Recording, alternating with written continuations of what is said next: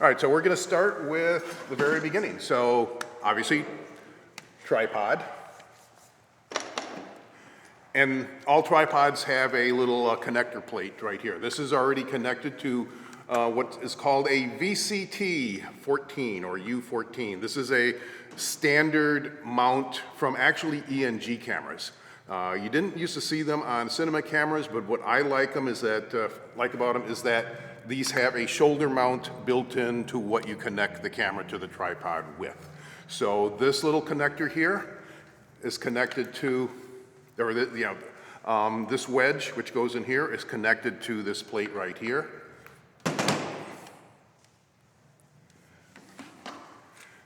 This is the front, that's the back, and it slides in. It should click and do that. On the side here that's the lock. Now this will not move.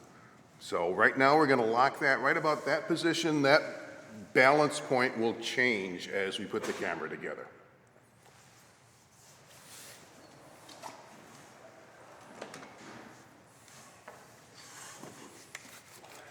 All right, so this is the camera in its most basic form, no lens. I don't even have the handle, which also doubles as the audio input. So this is a JVC LS300. This has been discontinued for a couple of years. I still think it's an excellent camera because for the price, it is extraordinarily versatile because you can strip it down to this very small unit here. If you just need, if you need it to be light and compact, then that works quite well. But then you can also add onto it, and by the time we're done, this thing is going to be somewhat of a beast. Tiny little camera inside this big beast of a rig. And one thing, a little bit off, little additional thing about cameras, this is a micro four thirds mount. If I change cameras, everything that I have will still fit, lenses and everything, if I stay with a camera with a micro four thirds mount, or potentially getting an adapter. But I also have a Panasonic Lumix GH4, and that also is a micro four thirds mount. So it's not an accident that this camera and my DSLR use the same lenses. Very handy, very economical. So this is the first, I don't want to call this a bridge plate, but this is kind of the interface between the tripod and this plate right here and how the camera is going to get rigged. So you see you've got that wedge here which goes into here, and then you have this little notch back here which catches on that. Put that in place, push it forward until, oh, how about that? Okay, I forgot about that. So this will actually go back and forth. So, but you want this front to be engaged and you want the back to be engaged. So let me do that again. I'm going to tighten that here. I forgot about that because I don't normally take this apart to this extent. So you've got the notch back here, you've got the wedge in front. Put it in place, push it forward till you hear the click, and then confirm that it's attached. Because it hasn't happened very often, but I have mounted cameras that weren't actually attached completely. Fortunately, they never hit the ground. Okay, so once again, we've got another connector plate here. You've got this here, and then you've got this little adapter that fits in here and slides back and forth. So a lot of this is basically for balance, but it's also for positioning the camera in the rig. So if you need the camera to go forward for the rig or backwards, you can easily do that within the rig itself. And then of course you can go back and forth on this here. So it's very easy to balance the camera generally. Now you do have to get a few things. You have to be in the ballpark to begin with. So the next thing I'm going to do is attach this to the camera body. So I'm going to have to do that off camera. So we'll make some edits here. But this is a 1/4 screw, and the tripod company is Liebeck, and I got at NAB in Vegas a few years ago, they gave me one of these, and it is a handy screwdriver for a quarter 20. So I always carry that with me. And this gets attached to the bottom of the camera.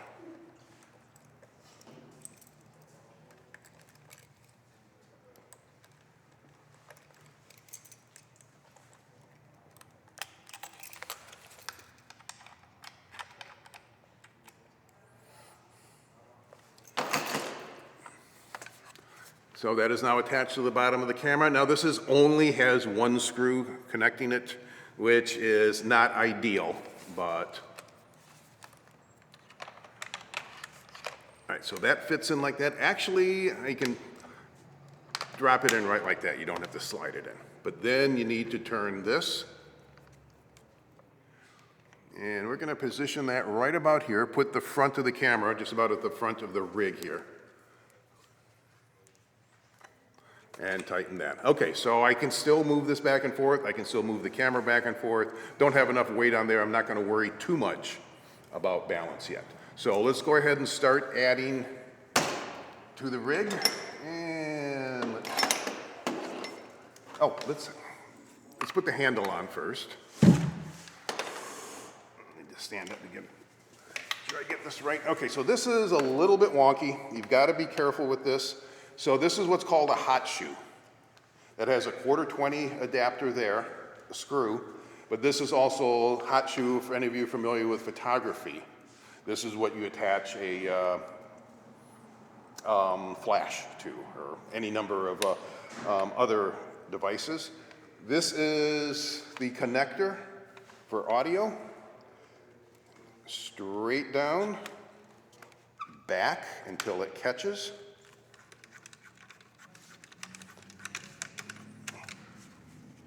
And then screw that until it's tight.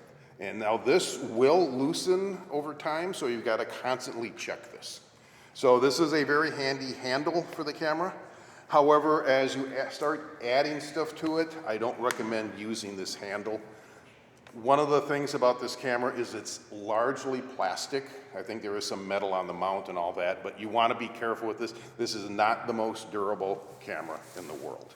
So this can be a little bit flimsy, but as long as you keep that nice and tight, you'll be good. And just so you know, this is where the audio controls are. This is how you decide which, where the audio is going to go to. And let's see, so one, yeah, you select the inputs.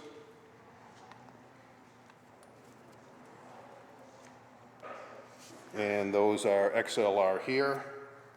And for now, we'll just go ahead and plug in this on-camera microphone.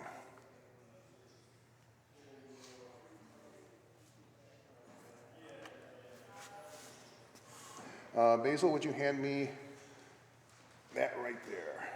Nope, that right there. And then have a battery ready. Okay, so the first thing we're going to do is attach a battery. So I've already got the rods attached here. Rod system is very common for building digital cinema cameras. These are 15 millimeter rods. That is the diameter. Higher end cameras, your your high end film cameras use a 19 millimeter system. But in 15 millimeter, this is a standard dimension, and then the distance between the two is standard. If you go into the 19 millimeter, they're wider. So this is perfectly good for most things, especially what we're doing here. And I've got two receptacles here, and then two little screws for tightening it. So we're going to put that in. I'm not going to bring that in too far, because I know from experience that I want to have a little bit of room here to be able to get to the battery. Because this configuration does make the camera a little bit wonky to deal with, because right back here is where you plug in your headphone. So it's always kind of a pain to get to that, plug in the headphone, and then to change the battery. Battery comes out, put it in, keep it to the right, push it in, and then slide it to the left until it clicks. And now the battery's in. And so we'll go ahead and put the battery on. Okay, so this is an Anton Bauer, it's called a gold mount. There are two basic mounts for batteries in the professional world. The Anton Bauer has been around a long time, and it's actually my favorite. When I started at NIU, we switched to the Sony V mount. It was kind of a wedge that would then slide on the back of the camera. And perfectly honest, I always thought this was a lot more robust, truthfully. So when I started getting my own stuff, I stayed with the Anton Bauer mount. So to mount the battery, you've got the two connectors there, and you see those two pins here. You just put these things right like that and slide it until it clicks. And now the battery's in place. So you notice there's a battery in the camera and a battery back here. The way I configure my cameras is I run the camera off of battery power, off of its own battery. That way, if you need to take it off or do something, it's already configured. You don't have to worry about finding a battery or anything like that. So I use the battery back here to power, and we'll show that in a little bit, a viewfinder and a monitor. We're not going to connect that quite yet, though. So this is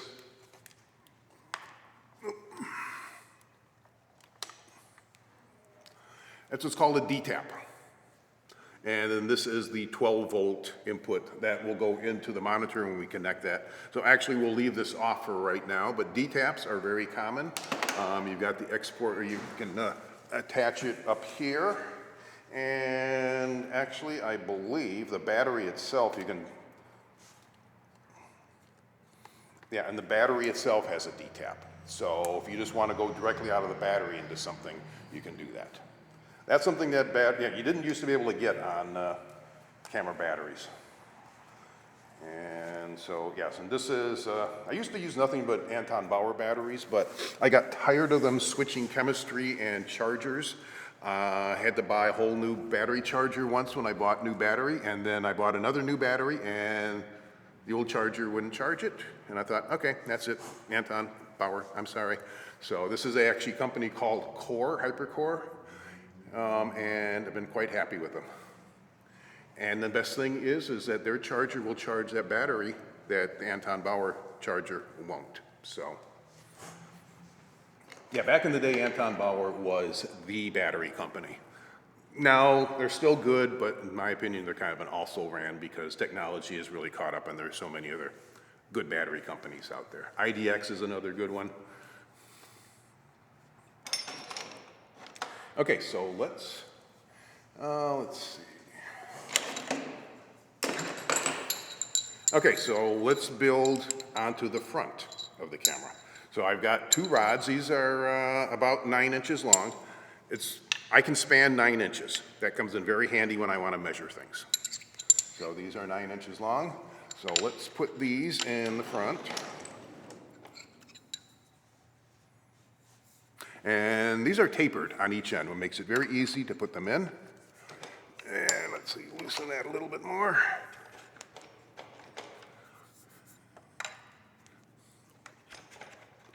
So these can go all the way back until they hit this pad here. That's the shoulder pad. And that I can actually move up if I want. In fact, I think I would probably be inclined to if I was going to go handheld on this. And let me move this up a little bit, get that out of the way. So let's bring this out to this point here, which is, that's the back side of it right there. So that'll give us all that room here if I want to slide the shoulder pad up. So I'm going to eyeball the other one, kind of look at it through here, but also look at it in front too.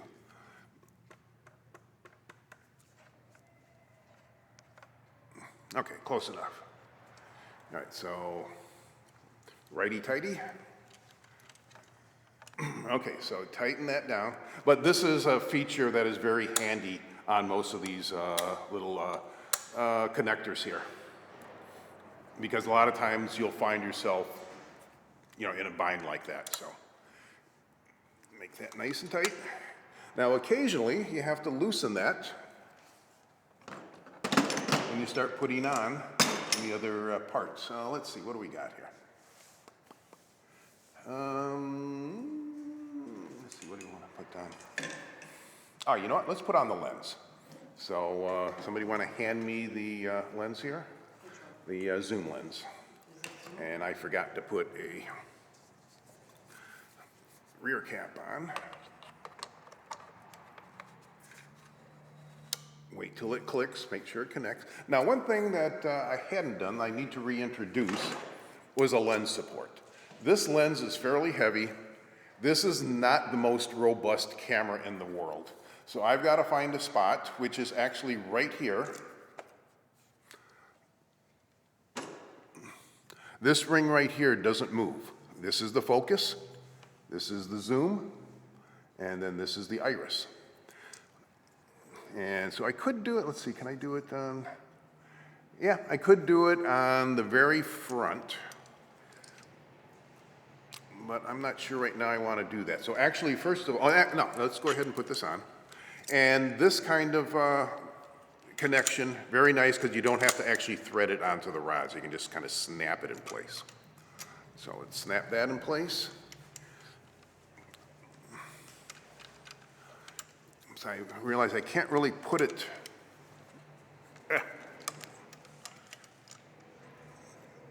too far front because I'm going to put the matte box on. So with a relatively small lens like this, then I just twist this. Hopefully this will reach.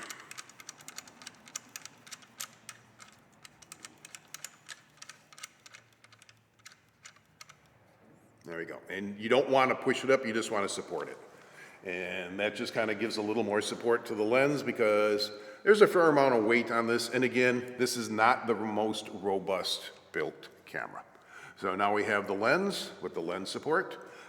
Let's put in the follow focus. Marty, would you hand me the follow focus there? Okay. So if I had to slide this in, this was going to be in the way. And let's see, if I put this in, where am I gonna be able to put that? Okay, so let's try this. Now, one thing about the follow focus, right now it is on the right side as you're looking at it. I'm gonna switch it to the left side. So I'm gonna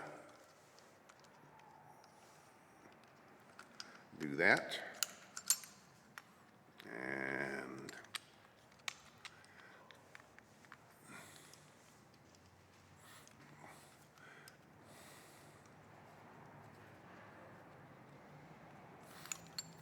okay, so if I engage that here, okay, so that's still not gonna hit focus. So what we're gonna do, because this thing is in the way, and ideally, you really shouldn't transport the camera when it has a lens on anyway. So let's move all this back. And leverage-wise, this is not ideal. But the idea still is this will add a little bit of support to the lens. And let's see if this will go up high enough because I'm kind of right at the very end when I was at the other spot. Okay, so just firm, make sure, okay, and okay, so that is here. It's just firm. You don't want to overdo it. So just adding a little bit of support. Ideally, it should be out somewhere a little bit farther, but for this demonstration, we'll put it here. And just want to make sure that the iris ring turns because it's really close to that. And this right here on this lens, you never want to mess with that. That is the front focus. This should always be tight right here. I'm not going to tell you what it does because I don't want you screwing with it. Okay, so now let's add the follow focus.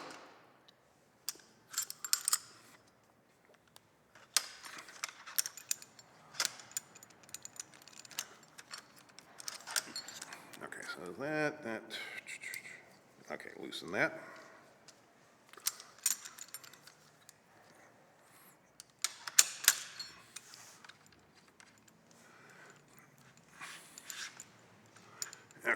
want to line up the gears.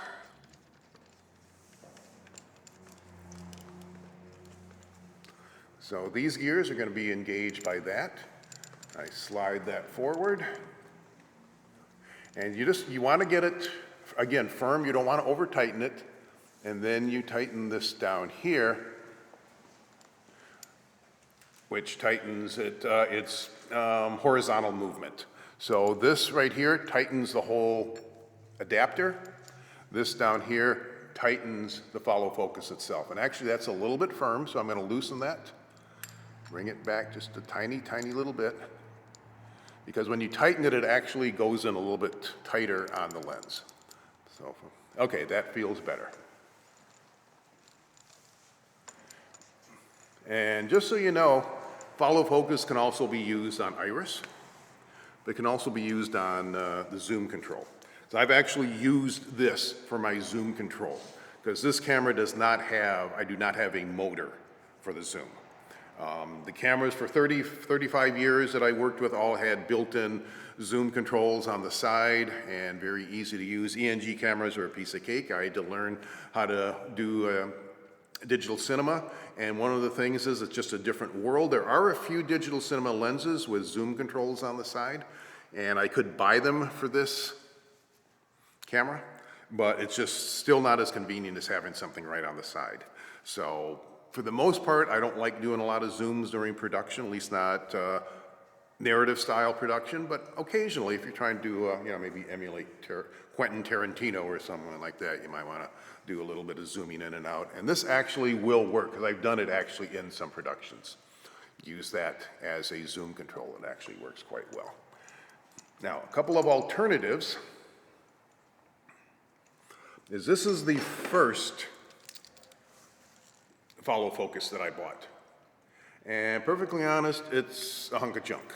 I'm really very disappointed in it because I actually bought one for NIU and both of them have way too much play in them. But if I need a secondary one, let's see where, yep, let's see if I can squeeze this in here.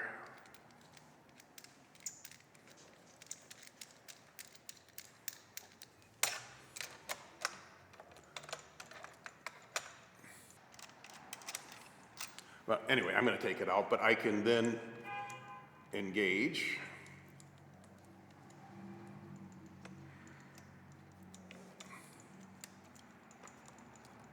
the zoom control.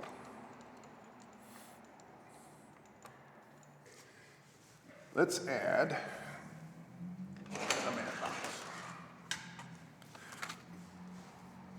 So I'm going to take, that's one thing about this DZO lens is that when I actually got it, I almost could not get the lens cap off. If you look closely, there is some roughness around the edges because I was actually using tools to try and get this off. So I actually drilled a hole in the lens cap so that you don't create a vacuum in there. So it does come off a little bit easier now. Okay, so this is, okay, so I've already made one mistake. I need to have these come out farther. So what we're going to do, instead of, because we've got all this room back here, so let's disengage.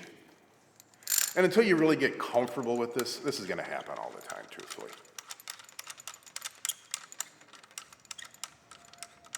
Because truthfully, I do not re-rig my camera as often as I might want to. Because when you work in small crew and you don't have a dedicated camera assistant, you kind of configure the camera the way you think you want to use it, and you keep it that way. Okay, so loosen all these, and now I want to take this out. So let's pull this out. Let's go like that. Now the thing about rods like this is fine for this lens, but if I'm using a wide-angle lens, I can't have these rods out that far because it's going to show up in the bottom of the frame. So that's where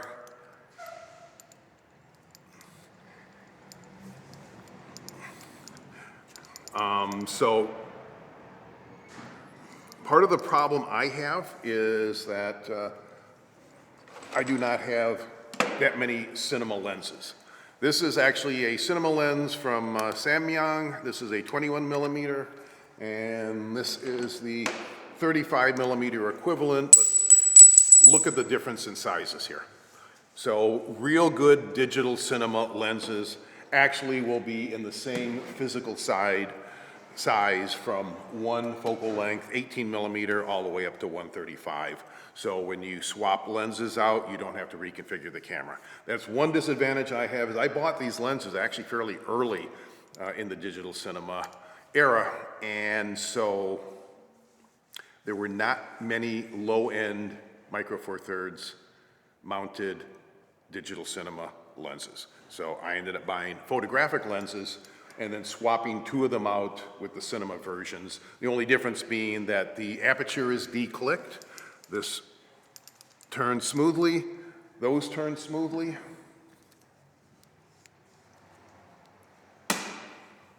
But the photographic ones, maybe you can't hear it, but these are, the f-stops are actually snapping in place. You can't smoothly go from one to another.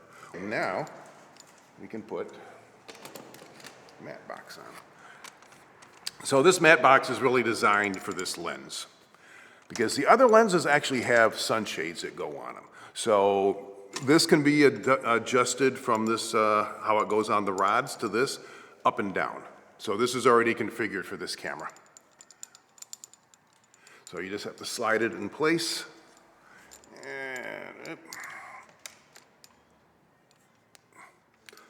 And this only has one, okay?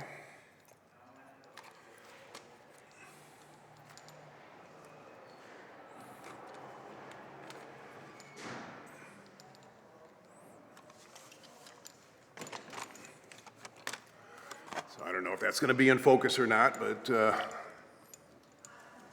so here's the thing, is that this is really a cheap matte box.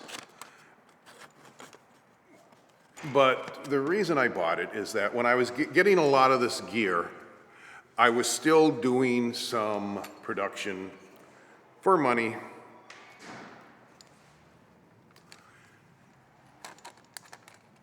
And when you pull that camera out, set it up, you want to look as professional as possible. And you know what? There's nothing that makes the camera look more Hollywood than a matte box. So truthfully, the main reason I bought this is just to look cool. You know, don't ever underestimate the value of looking cool.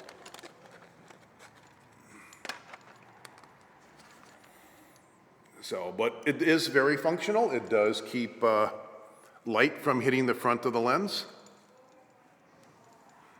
But the follow focus and the matte box, that really make the camera, you know? Look through the, is the front of the camera still in the shot? Yeah. Yes? Okay. Actually, come back a little bit. Yeah. Okay, all right. I'll cut that out too. Just like if I happen to make any mistake, you know, I'll turn that out too.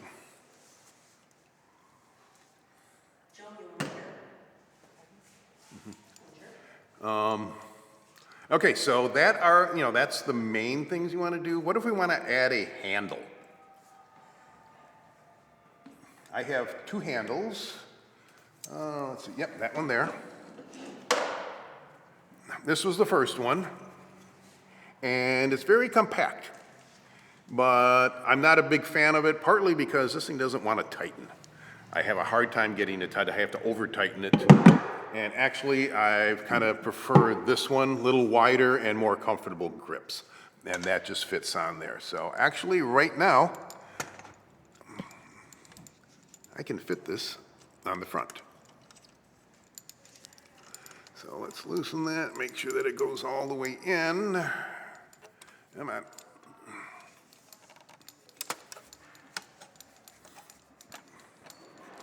All right, so that doesn't want to go in right now, probably because I have to loosen this right here. Because I have found that sometimes just slight little variations in how something tightens, there you go, now this wants to go on, can affect whether or not I can put other things on. So this is not the ideal way to do it. In fact, we'll actually correct it. So again, building the camera, if you're not familiar with it, really good camera assistants, once they get used to a system, they know exactly how to configure depending on what they're doing. I'm kind of making this up. So I want to move the camera back. So we're going to disengage this. We're going to disengage this. And now I'm actually going to loosen that and bring the camera back. I don't want to do too much.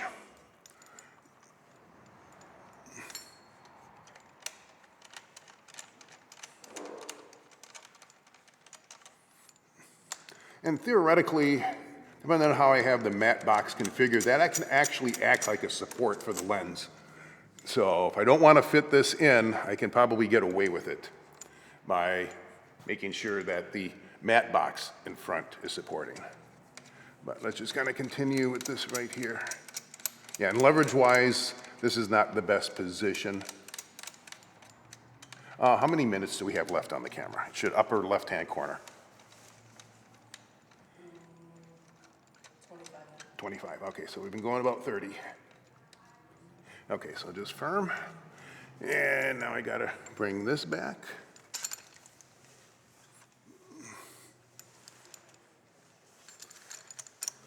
So if you're getting the idea that there's an awful lot of repetitiveness, yes, there is. Most of production is very repetitive.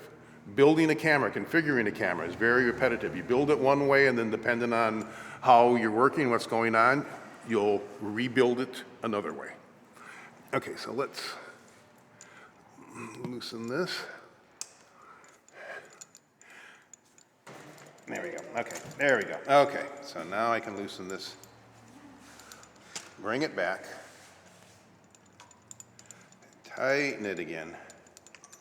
I don't want to go too tight though. So, okay, so go ahead and put that back on.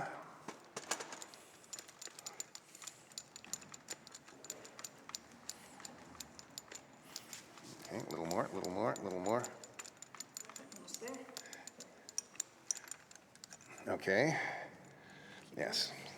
See, once I tighten, okay, so that is fully engaged. Because here's the thing, if you're, am I going the right? No, this way, duh. If you're using the handles, that is the only thing that is keeping the camera from falling on the ground if it's on your shoulder. That's why you have to make sure that this is tightly secured to whatever it is attached to. Now, sometimes, let's see, there should be, the thing about rod systems is that you can make all kinds of changes to it. This is an offset. So I can put that on the, here, and then I can set another set of rods below it. And truthfully, that's how I'll usually do handles. If I know I'm gonna go handheld, I will put this in here. Put the handles on there. Yep. And number one, it's, I think it's a little more comfortable. Would you hand me that right there? Yeah, a couple of shorties just down here, and put that like that, and then I can put the handles here. We won't do that right now because it's just a matter of doing that. Okay, so now let's do viewfinder. So why don't you, yeah, that right there. So I don't use this that much,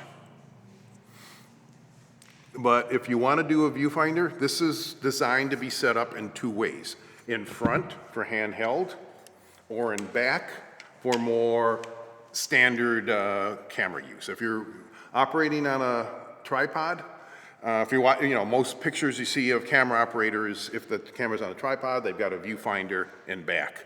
If they're doing handheld, they're doing it up front here. So, but how are we going to connect that? Okay, so I don't have the piece that I really want to use, but I can use this one. So, if you notice, this is connected with a rod here, and it is long enough that it could be engaged by twice on both sides. With this, I can engage it on one, and that will work, but it's going to be a little bit wonkier than I'd really like. So what I'm going to do is we're just going to do that in back right now. So I think I can do that. Let's see. So.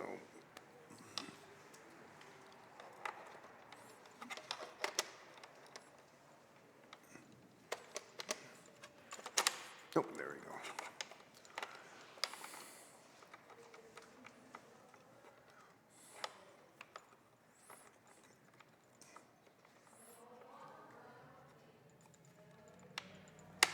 Okay, so I'm going to use the pull out and reset. I need to get up here and see what, make sure I'm still in the frame here. Still in the frame? Just the camera, not me. Okay, so I'm going to tighten that like that. And now I'm going to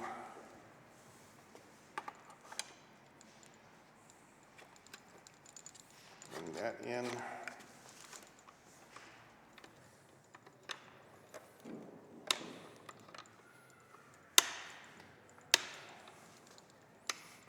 All right, we'll have to take a look at that sometime.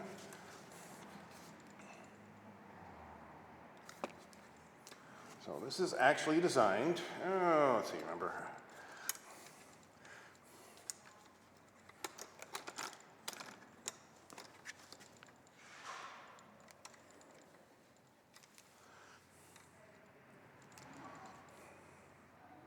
Let me go forward that, and then go like that.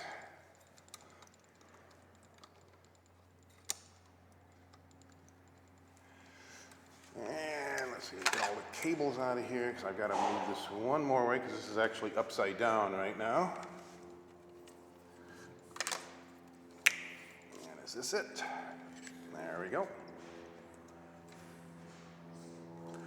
So this is just a bunch of pieces from different things that actually ended up working quite well because, especially for a handheld, getting a viewfinder in the right place and in a position that's comfortable and is going to hold can be quite challenging. So, okay. Is this in the shot?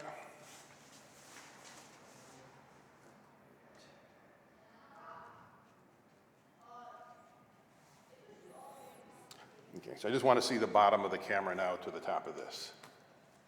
Yeah. Got it? Okay. And probably back up just a little bit at this point. Okay, so this, depending on how you're operating, I've kind of gotten way too used to just operating from the 7-inch monitor or 5-inch monitor we put on top. But if you want to do something really critical, it's not a bad idea to have a viewfinder. And if you're doing handheld, then you absolutely need a viewfinder. So now now we can add the monitor. And is that going to go in? Is the viewfinder in the way? Nope. Okay, so again, 1/4-20 standard connection. And actually, I'm going to get this straight.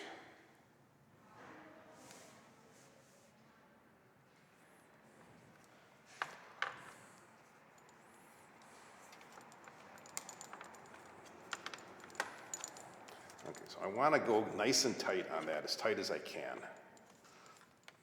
Because inevitably this will get loose. And then loosen it here and configure the monitor the way I want it.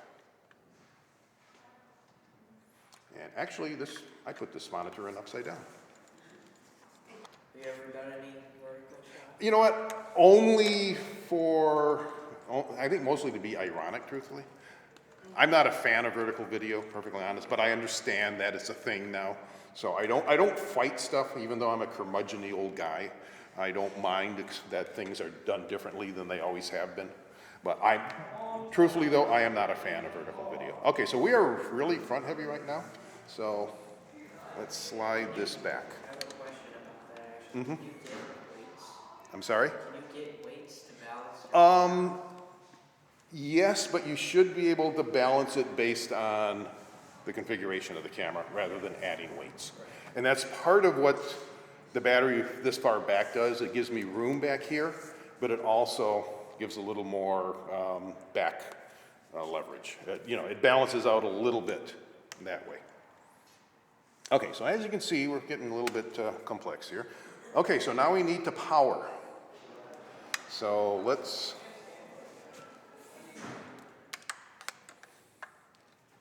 this is the D-tap. Actually, I've got 2 D-taps here, so I'm going to put one in this connector right here, and that's going to power the viewfinder. And let's see, hopefully I didn't lose that D-tap already. What did I do with that?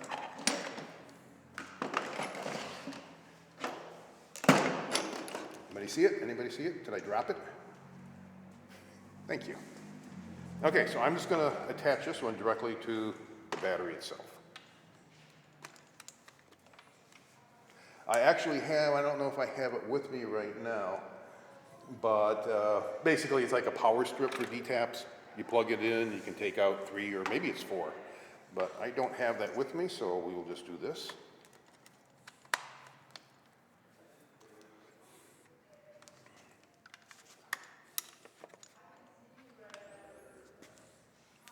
Okay, so if I wanted to use the battery, I put the battery back here for the monitor and plug that in to get power. But because I'm not using the battery, I have to take that out. And that's how on all of these accessories here, when you buy them, they give you different battery plates. So this is for a Sony L battery. Okay, so let's turn on the camera, make sure everything's working. Okay, so lens cap is off. Turn on the monitor. And let's turn on, oh, and the viewfinder is on. But you know what? We haven't hooked up video yet, have we? Who knew that I hadn't picked up video yet? Raise your hand if you knew that already. Just go ahead and raise your hand. Pretend like you know more than I do.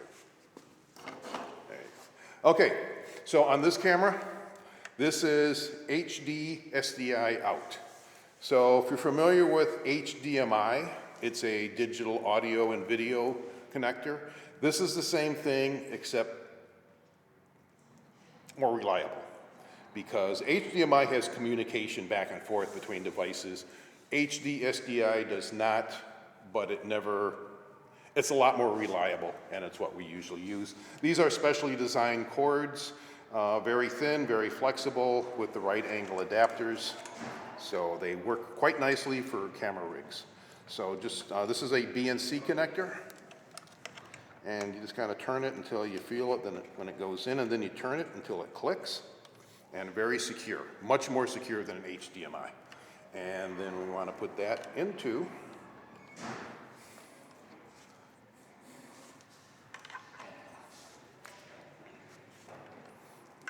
the in, SDI in. So, and there's Marty in my camera right there. Wave to the camera. There you go, there you go. And now we need to get video from the camera into here. We've only got one HDI, SD HDI out, so we're gonna loop it through the monitor. So I'm gonna take another cord, here's another one, I know I've got another one. Is it actually, oh, it's actually connected right there. This is another type of cord that I really like. It's coiled.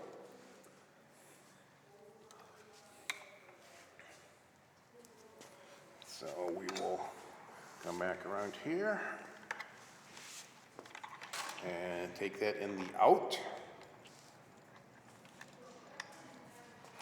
And you can already see, even on a simple setup like this, I'm getting an awful lot of cables and all that kind of stuff. And you can see that this constantly is getting loose. And do I have, yes I do. And now I have video in the viewfinder too. Now, one thing about this type of viewfinder, if you're outside and the sun is shining in, it will focus on the LED screen. I actually, at NIU, one of our cameras, I actually managed to do that. I actually burned a little chunk of the LED screen because I wasn't paying attention. Sun was coming in from behind and focused it, you know, just like you're burning ants for those of you that were cruel as children, basically the same idea. So you've got to be very, very careful with this. And let's see, yeah, improved sun protection, so, but don't count on it.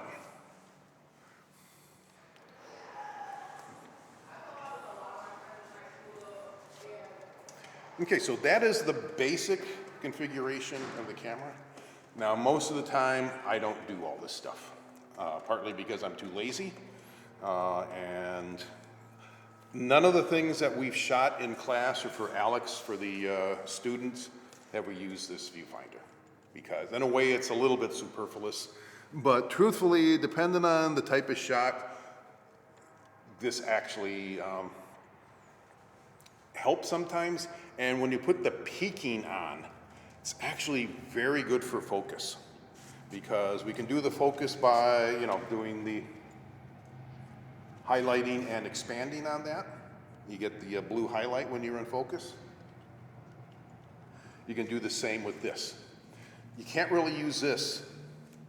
This is a little more challenging during the shot. This is very good if you have to do a lot of kind of focusing on the fly, this viewfinder.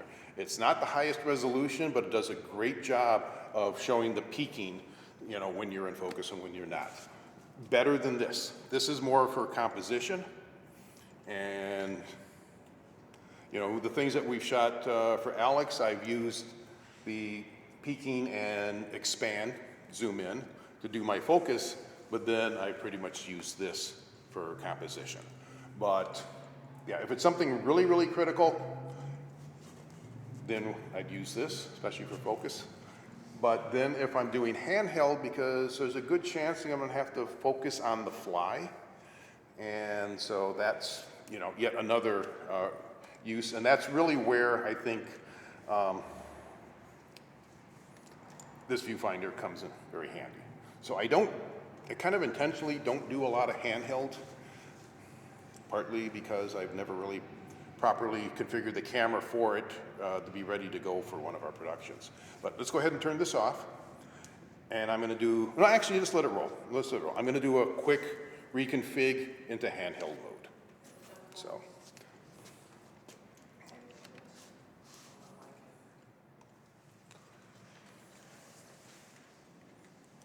And again, I think I mentioned, okay, where's the, oh, there it is, off switch. And I think I mentioned the camera is under its own battery power. The accessories are under the power of this external battery. Now, I can theoretically have a connection into the camera, but then I've got to add that decap power strip and all that kind of stuff. And I have found that I've never really needed to. I just may have to make sure I have enough charge batteries. And then connect this. There we go. Don't want to go in too far. Bring that out.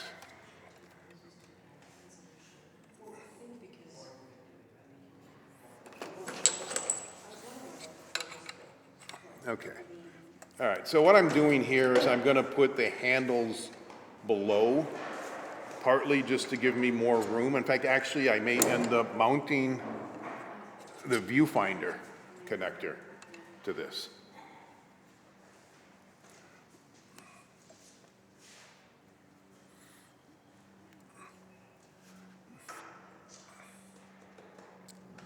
Okay, so we are going to forego the mount right back here because we will put. So truthfully, this, for me, truthfully, as a longtime handheld camera operator, but not with digital cinema, truthfully. Am I going the right way? Of course I am. There's no way I'd be going the wrong way, right? Right? Correct. Okay, so let's, yeah, so for me, that's a lot better position rather than way out here. And let's go ahead and put this on. I'm not going to tighten it yet because I may decide to pull it off again. Follow focus. Let's put the follow focus back on.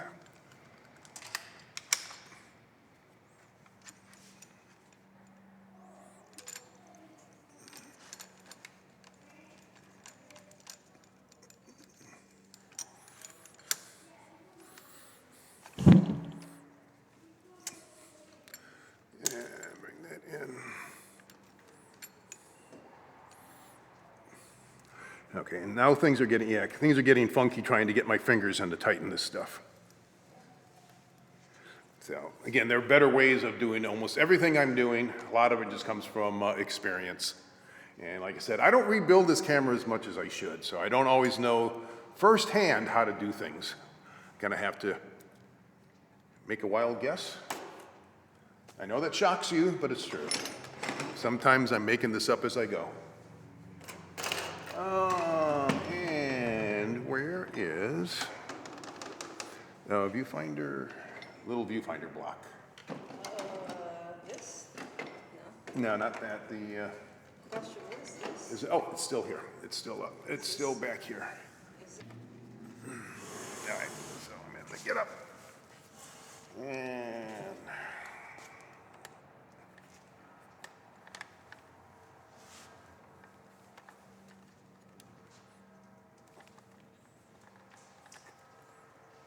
okay.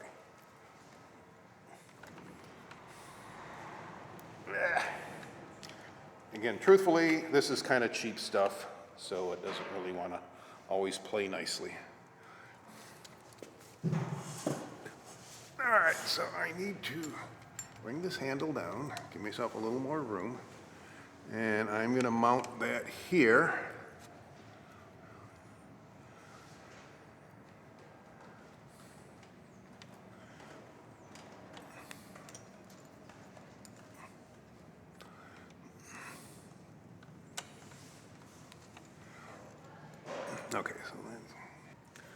Okay, so I need to bring this down.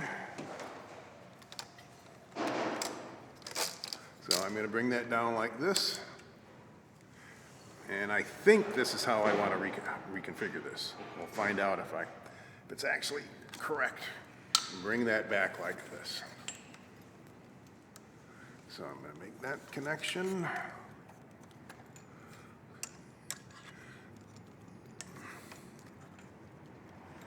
And getting everything in here and not in the way of something else is quite an art. And it's something, again, I haven't done it that much, so if I get it right, if I'm able to get it right here, it's gonna be somewhat of a miracle, truthfully. Yeah, because already things are kind of bouncing up against each other. I'm gonna go with that, see if that's gonna work.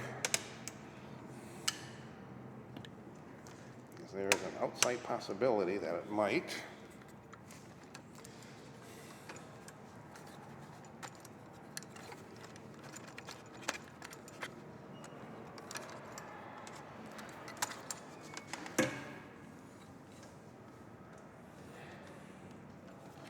Okay, I think this is going to be too far out this way.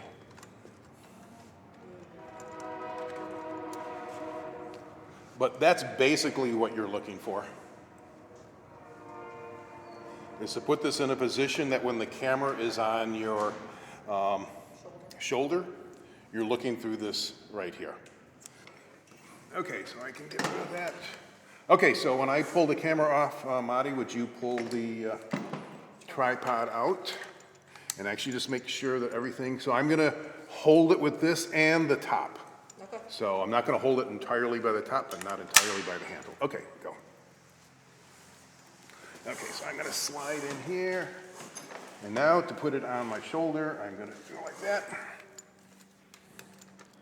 Okay, so as I suspected, this viewfinder's a little bit too far out this way. Yeah, I mean, I would actually want it to be about like this. You see where my eye is. So I need to, Can you just twist it? all right, let's bring the tripod back in.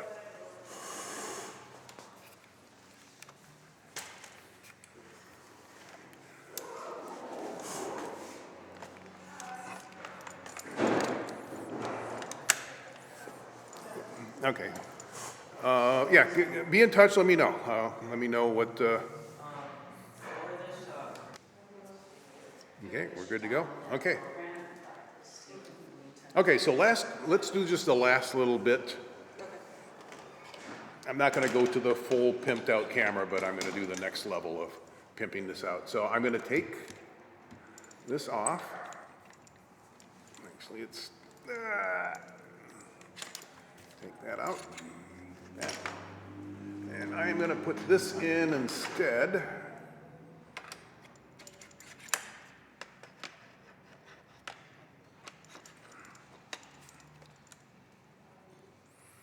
And that is for Mike?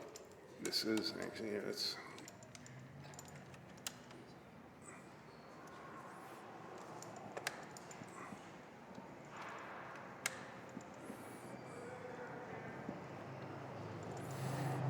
okay, different ways of configuring this, but what this is for is if you're just gonna start adding more accessories. You talked about audio.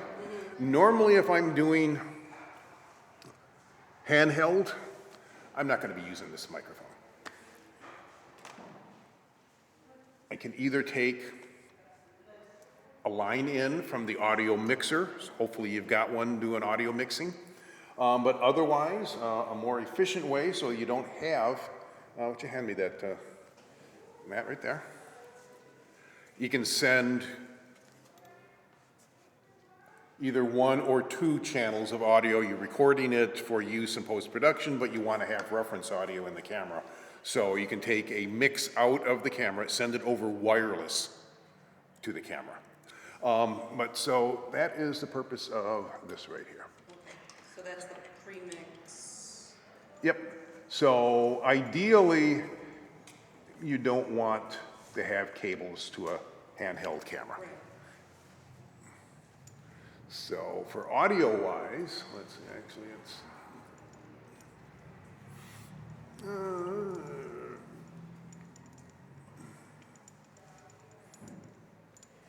well, okay, so it's, actually doesn't make any difference if it's sanding up. So, but the other thing that this, I've got another one here. I don't have a video assist, but they have become very common. They're reliable. They're not too expensive. But you can put a video transmitter on here, connect it out from the camera, and then send it wirelessly to a monitor. So someone else can see it. To Video Village, because Video Village is very popular these days. In a way, I kind of like the idea of back in the days when the only person that knew if the shot was any good was the camera operator. Yeah. But that's long gone. That's been gone for 40 years now, ever since they added video assist. And now with the high quality, now the director and everybody else in the world gets to watch everything on a 50-inch OLED TV, so you can see everything that the camera operator is seeing. So some advantages to that and some drawbacks.